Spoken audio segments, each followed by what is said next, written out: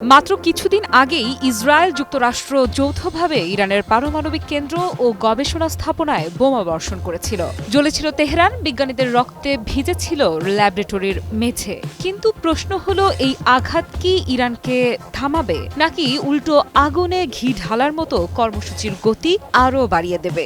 মার্কিন গোয়েন্দা সংস্থার একটি ফাঁস হওয়া প্রাথমিক রিপোর্ট বলছে, ইরানের পরমাণু অবকাঠামো আঘাতে ব্যাহত হলেও ক্ষতি কাটিয়ে উঠতে বেশি সময় লাগবে না। আর এই সময়ের মধ্যেই তারা নতুন বিজ্ঞানী, নতুন স্থাপনা আর আরও কঠোর প্রতিজ্ঞা নিয়ে ফিরবে।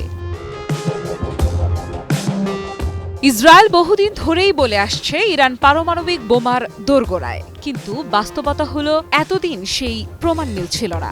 এখন ইরানের শীর্ষ বিজ্ঞানীদের ওপর হত্যাযজ্ঞ চালানোর পর ইরানি প্রশাসনের বক্তব্য পাল্টেছে।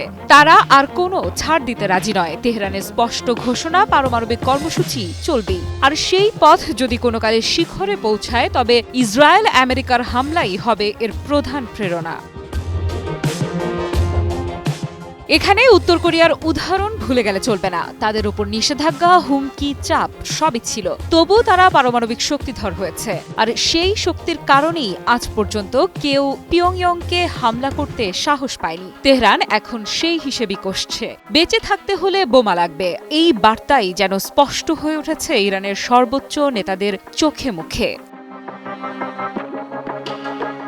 এদিকে সম্প্রতি ইরানের সংসদে এক ঐতিহাসিক বিল পাশ হয়েছে। আন্তর্জাতিক পারমাণবিক শক্তি সংস্থা IAEA এর সঙ্গে সহযোগিতা বন্ধের সিদ্ধান্ত নিয়েছে ইরান।